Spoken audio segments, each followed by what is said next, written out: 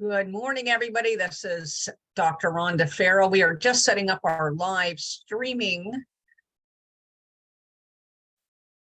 to Facebook and LinkedIn. Give me just a moment to let that start up, and then we will get started. This is our edition of the Triumph Challenge, Unlocking Seven-Figure Success. Again, this is Dr. Rhonda Farrell, the success strategist, CEO of Global Innovation Strategies, and we're walking really about how do we help you scale to seven-figure success and beyond.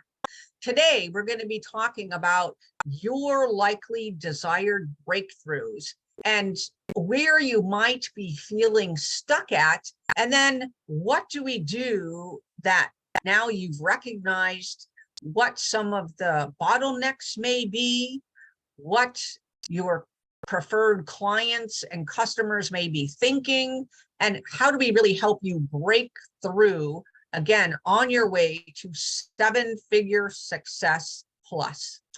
The first indication that our organization may be having a scaling problem, or that we need to drive greater efficiencies and effectiveness and service levels, is that you're going to note your team, your leaders, your organization is stressed. They're going to be feeling perhaps stuck.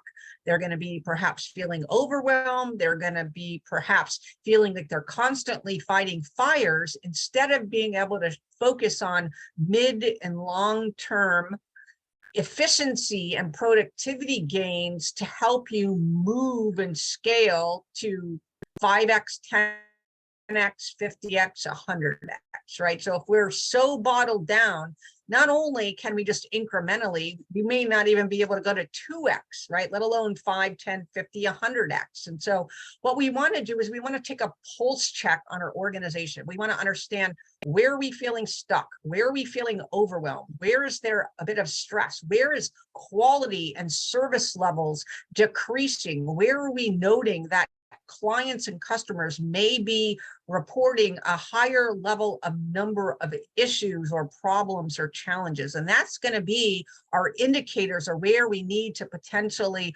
look at first, so that we can better understand what changes we can make to help you move from survive to thrive, right?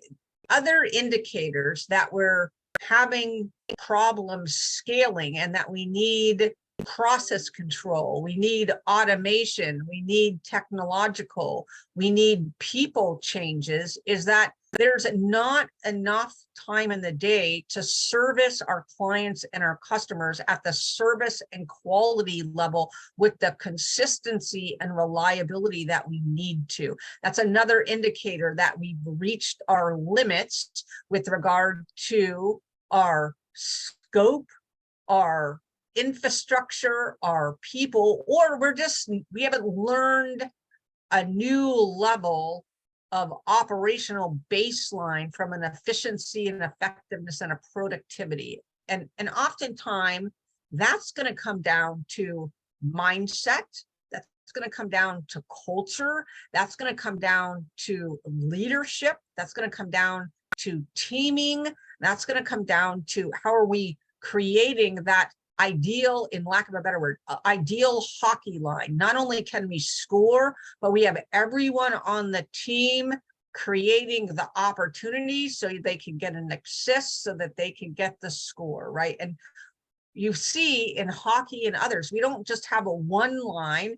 We have 10, we have 15, we have 20. We have all these different ways that we can dynamically bring different people and opportunities and scenarios together to get the win. And what's most important is our mindset, our ability to harness the resources we have available to us to drive the greatest value. And so what does that mean? It means we need to think outside the box. It means we need to think about resource pooling, budget pooling, different ways of funding challenges, innovation challenges to help us scale at the next higher level. We have to throw out the old. It takes The old is, it takes me 2 years, it takes me 5 years, right? How do we become focused on how to become more nimble? How to become more flexible? How to become more successful in the things that we're doing day to day? Every day, can we point to where did we add value? Where did we build value? Where did we create an opportunity? Where did we add to pipeline? Where did we seed an opportunity? How did we action and perform against an existing opportunity? How satisfied were there? What was our quality levels? What was our service levels? How did our team do? What's the perceptions from our clients and our customers, internally as well as externally, about how we delivered on that? And so you see some of the symptoms, right, with regard to harnessing and utilizing personnel, process, and resources to create maximum value. And that may mean that we need to realign. It may mean that we need to rescope. It may mean that we need to re-baseline our automation and our infrastructure to be able to deliver faster, quicker, and at a higher service and quality level. And then it may mean that we need to relook at the basic portfolio, product and service offerings that we have in order to offer our customers and clients. Are they meeting the need? How great is our opportunity gap or the unmet need versus what we can deliver on today? And do we even have an answer to that unmet need? And do we want to go play there, right? So everything that we talked about in our last Triumph Summit challenge is really geared towards helping you meet the value added unmet need and deciding if you want to play there, and if so, committing and then executing to that new level of commitment. So all the things you see on the slide before you, where are you stuck? How can we get you the greatest breakthrough? What are some of the symptomatic things that you may be undertaking? This is especially important if you're a solopreneur, a small or medium-sized business where you're scaling often, right? From week to week, quarter to quarter, you may be 2xing, right? There's nothing stopping you from 2xing, 5xing, 10xing in a course of a year, a course of a shorter time period, given your commitment level, given your fire in your belly for undertaking that. It's just how fast can you move towards fulfilling the unmet needs you've decided and committed to achieving. The next thing is, what do we need to do to help you drive that performance? Again, we talked about this last time, but moving from survive to thrive is just as much about mindset and culture based on clarity. The leadership, the board, the key personnel have to be clear on why, where, how, when, and with who. And if we don't have that transparent framework put into place to help us understand that level of detail, and we can't share that and we can't articulate that, we're not going to have our customers and our clients and our partners and our workforces get behind that, because they're not going to understand where you're trying to drive the ship, why you're navigating in the route that you took, and why you're funding and prioritizing certain things over other things. The great enabler to 5x, 10x, 50, 100x is through that power of co-creation.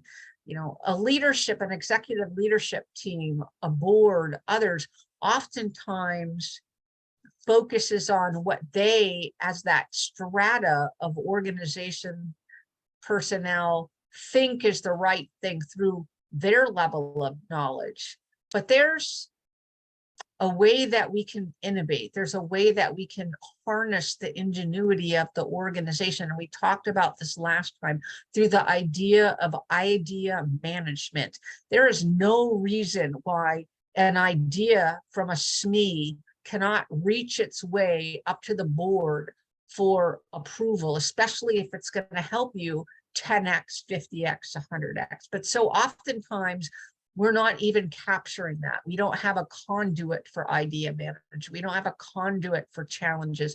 We don't have a mechanism to reward and greenlight good ideas, good innovations that is going to really help us provide the excellence, the reliability, the scalability, the quality level, and the service levels that we really need to endure that scaling exercise in the mid and long term. So idea management, the key to pipeline, the key to velocity, the key to being able to separate the wheat from the chaff, to really understand how it aligns to your strategic framework, how it aligns to your ultimate.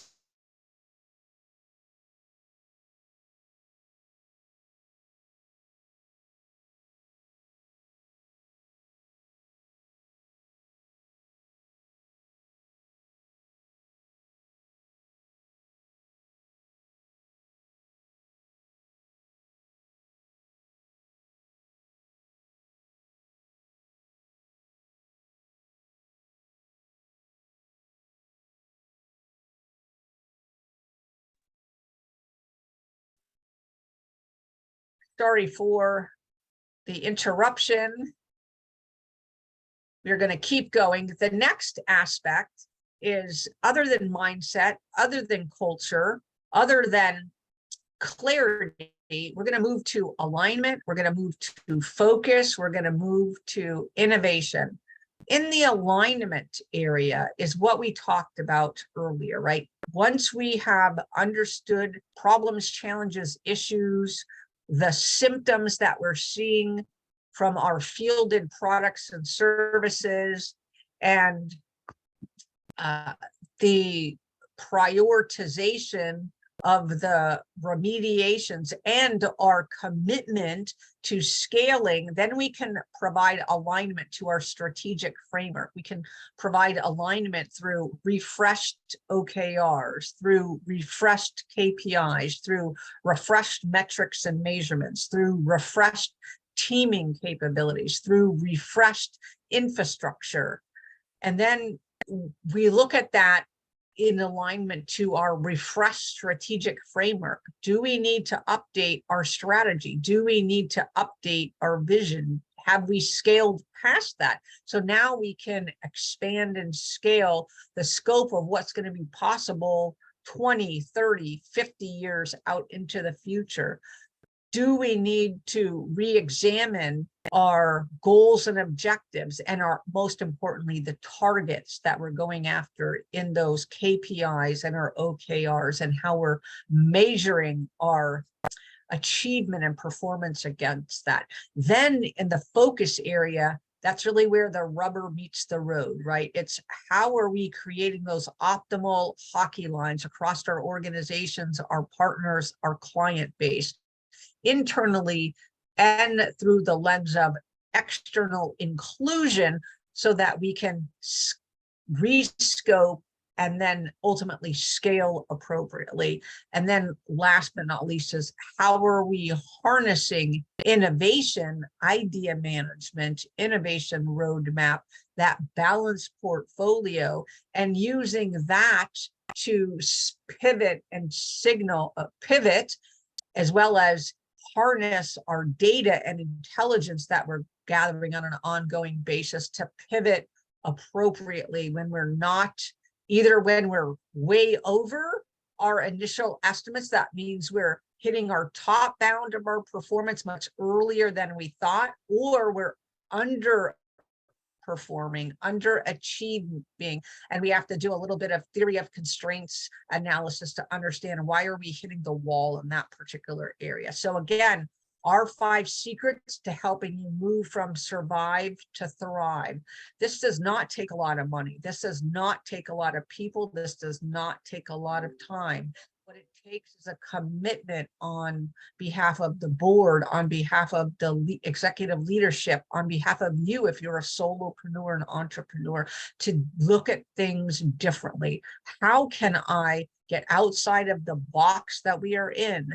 Think about the opportunity space and the value add gap with through a different lens. How can I harness the intelligence we have at our command right now through AI and innovation and intelligence feeds to redirect where I might be going in the future to drive greater revenues, to drive greater impact, to drive greater value, right? So we combine that scenario of a win across multiple ways. What are we doing for our people? What are we doing for our partners? What are we doing for our clients and our customers? What are we doing for the community writ large that's involved and going to be impact in that shift, in that change? And most of all, when we look at the impact, what's the vestiges of that? Is it local? Is it domestic? Is the impact grow exponentially globally? And what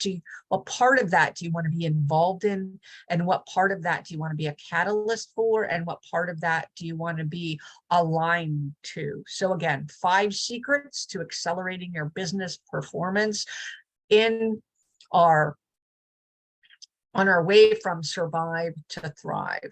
I'll leave the attendees and those on our live session with one last idea. 3 P's: possibility, probability, performance. We have to shift the mindset, shift the culture to help us look at things through the lens of possibility. Then we need to apply probability, process control, resourcing, services, tools, data to allow us to align to and capitalize on the opportunity space. And then we need to use our 5 areas for success to help us perform at the next level. So again, take idea management, see what aspects of that is lift and shiftable for your organization. What can you do in the next 30 days? What can you do in the next 60 days? What can you do in the next 90 days? And most of all, how can we get you thinking before you start that exercise? How can I 5x? How can I 10x? How can I 50x? How can I 100x? Without putting yourself into the place of constraining that ability to reach that through your current resourcing levels today. We want you to break outside that box, get you that bigger vision to help you shift the mindset, shift the culture, and then you reverse engineer backwards from that bigger, broader, more excellence-filled vision to how you can bring that into fruition. I'll leave you with one last challenge. 2 things from Dan Sullivan: who, not how. You don't have to solve it yourself. Who's your who that you can get on your team to create win-win-win outcomes. And then the last is Dan Sullivan's latest book, It's Easier to 10x than it is to 2x. How can we think about things differently? What do we have to let go of to enable and allow ourselves to 10x? This is Dr. Rhonda Farrell, the CEO of Global Innovation Strategist, the Success Strategist, signing off on our challenge for this week. We will rejoin you in August to see how you're doing along your Triumph Challenge. And we'll reach out to you periodically to remember to think about the 3 P's: possibility, probability, and performance, to help you move from survive to thrive.